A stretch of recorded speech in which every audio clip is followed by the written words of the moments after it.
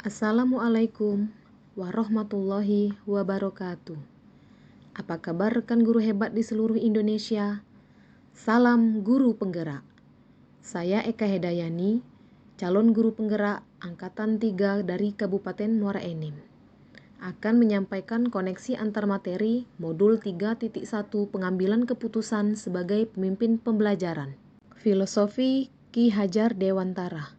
Yang pertama yaitu Ing Ngarso Sung Tulada, yang kedua Ing Madia Mangunkarsa, yang ketiga Tut Wuri Handayani. Pandangan Ki Hajar Dewantara dengan filosofi Pratap Triloka, yaitu guru sebagai pemimpin pembelajaran harus mampu menerapkan Pratap Triloka dalam lingkungan belajar. Yang pertama, Ing Ngarsa Sung Tulada, di mana di depan memberikan teladan. Hal ini bermakna bahwa seorang guru sebagai pemimpin pembelajaran dalam mengambil keputusan sebaiknya penuh dengan analisis dan berbagai pertimbangan. Hal ini dikarenakan keputusan yang akan dibuat akan dijadikan contoh oleh peserta didik baik di kelas maupun di sekolah yang baik kepada peserta didik. Yang kedua yaitu Ing Madia Mangunkarsa, di tengah memberi bimbingan. Bermakna guru sebagai pemimpin pembelajaran hendaknya mampu memberikan karsa, kemauan, dan semangat bagi muridnya. Yang ketiga, Tut Wuri Handayani, di belakang memberikan dorongan. Intinya, dari belakang, seorang guru sebagai pemimpin pembelajaran hendaknya mampu memberikan dukungan, baik secara fisik maupun secara moral kepada peserta didiknya. Dengan menerapkan filosofi Pratap Triloka akan menjadi dasar atau landasan bagi guru untuk mengambil keputusan yang terbaik yang berpihak pada peserta didik, yang menciptakan lingkungan dan suasana belajar yang positif, nyaman dan menyenangkan.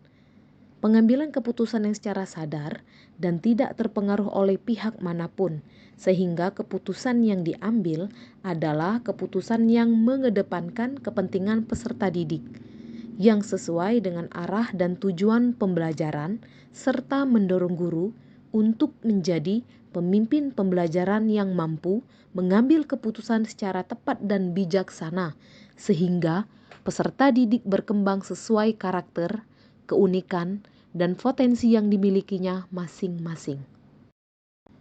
Pengaruh nilai-nilai dan prinsip pengambilan keputusan. Nilai-nilai yang ada pada diri kita tentunya berpengaruh terhadap prinsip pengambilan keputusan yang akan kita ambil. Sebagai pendidik, tentunya kita memiliki nilai-nilai yang tertanam dalam diri kita yang kita yakini dan menjadi dasar dalam hidup. Nilai-nilai tersebut adalah nilai keyakinan, kesetiaan, kepedulian, kejujuran, dan tanggung jawab. Selain itu, nilai sebagai guru penggerak yaitu mandiri, reflektif, kolaboratif, inovatif, serta berpihak pada murid.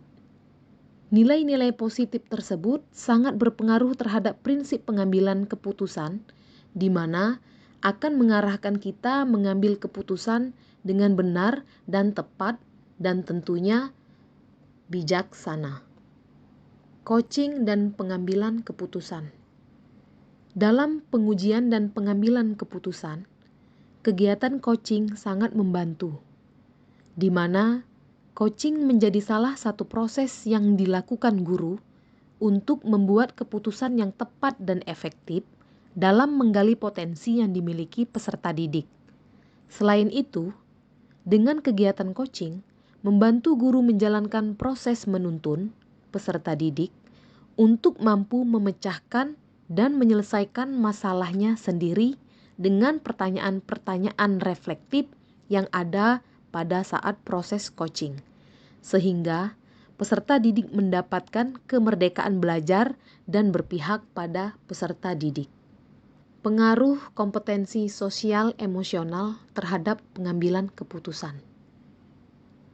Pengambilan keputusan merupakan salah satu langkah yang diambil pendidik sebagai pemimpin pembelajaran untuk memerdekakan peserta didik sesuai potensi yang dimilikinya. Kemerdekaan belajar yang didapatkan peserta didik tercipta jika setiap pendidik mampu mengelola dan menyadari aspek sosial emosional sebagai upaya untuk menjadikan kondisi berkesadaran penuh atau mindfulness dan fokus dalam mengambil sebuah keputusan yang tepat yang dapat mengakomodir aspirasi peserta didik. Studi kasus yang fokus pada masalah moral atau etika kembali kepada nilai-nilai yang dianut seorang pendidik.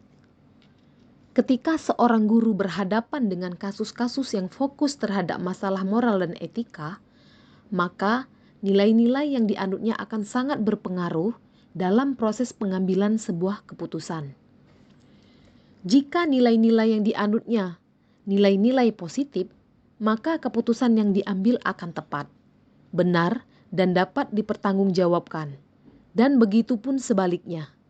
Jika nilai-nilai yang dianutnya tidak sesuai dengan kaidah moral, agama, dan norma, maka keputusan yang diambilnya lebih cenderung hanya benar secara pribadi dan merugikan semua pihak. Ketika saya menghadapi suatu dilema etika atau bujukan moral yang menuntut saya untuk mengambil keputusan yang tepat, tentunya saya akan mengikuti 4 paradigma pengambilan keputusan, 3 prinsip pengambilan keputusan, dan 9 langkah pengujian dan pengambilan keputusan. Pengambilan keputusan yang tepat ketika menghadapi suatu dilema etika, yang pertama yaitu saya mengikuti paradigma dilema etika.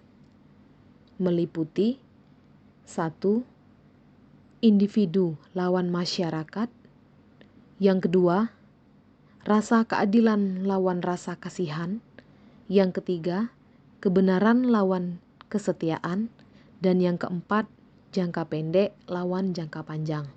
Prinsip pengambilan keputusan. Yang pertama, berpikir berbasis hasil akhir atau biasa disebut ends-based thinking. Yang kedua, berpikir berbasis peraturan atau biasa disebut rule-based thinking.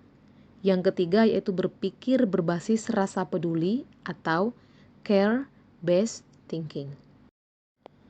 Konsep pengambilan dan pengujian keputusan melalui 9 langkah. Langkah yang pertama, mengenali bahwa ada nilai-nilai yang saling bertentangan dalam situasi ini. Langkah kedua, menentukan siapa yang terlibat dalam situasi ini. Langkah yang ketiga, kumpulkan fakta-fakta yang relevan dengan situasi ini. Langkah keempat, yaitu pengujian benar atau salah, yang terdiri atas uji legal, uji regulasi atau standar profesional, uji intuisi, uji halaman depan koran, dan uji panutan atau idola. Langkah 5, pengujian paradigma benar lawan benar. Langkah 6, melakukan prinsip resolusi. Langkah 7, investigasi opsi trilema. Langkah 8, buat keputusan. Langkah ke-9, tinjau lagi keputusan dan refleksikan. Kesulitan-kesulitan dalam pengambilan keputusan terhadap kasus-kasus dilema etika di lingkungan sekolah saya antara lain dipengaruhi oleh 1. Nilai dan budaya masyarakat sekitar. 2. Perbedaan sudut pandang setiap orang dalam mengambil keputusan. 3. Skala prioritas. Ketiga kesulitan di atas akan memberikan pengaruh terhadap perubahan paradigma yang berkembang dan dipegang oleh pihak yang ada di lingkungan sekolah. Sehingga dibutuhkan kejelasan visi dan misi, budaya, dan nilai-nilai yang dianggap penting di sekolah agar bisa menjadi acuan dalam pengambilan keputusan. Pengaruh pengambilan keputusan yang kita ambil dengan pengajaran yang memerdekakan peserta didik. Pengaruh pengambilan keputusan yang tepat dan efektif oleh diri kita sebagai pemimpin pembelajaran akan menciptakan lingkungan belajar yang positif, kondusif, aman, dan nyaman, yang mendorong merdeka belajar peserta didik, di mana di dalamnya bisa mengembangkan minat dan bakat peserta didik. Pengambilan keputusan tentunya dapat mempengaruhi kehidupan atau masa depan peserta didik. Melalui proses pembelajaran yang panjang, saya sebagai pemimpin pembelajaran apabila terampil dan cakap dalam mengambil keputusan di kelas, pembelajaran secara langsung akan menumbuhkan nilai-nilai positif dan karakter baik pada diri peserta didik, di mana selanjutnya hal ini akan mengarahkan potensi dan bakat yang dimilikinya berkembang dalam diri peserta didik. Kesimpulan akhir yang dapat saya tarik dari pembelajaran modul 3.1, pengambilan keputusan sebagai pemimpin pembelajaran, dengan modul-modul yang telah dipelajari sebelumnya adalah bahwa seluruh modul yang saya pelajari merupakan satu kesatuan yang tidak terpisahkan untuk memerdekakan peserta didik dalam belajar. Sebagaimana dijelaskan oleh Ki Hajar Dewantara, bahwa pendidikan bertujuan menuntun segala proses dan kodrat atau potensi peserta didik untuk mencapai sebuah keselamatan dan kebahagiaan belajar, baik untuk dirinya sendiri, sekolah, maupun masyarakat.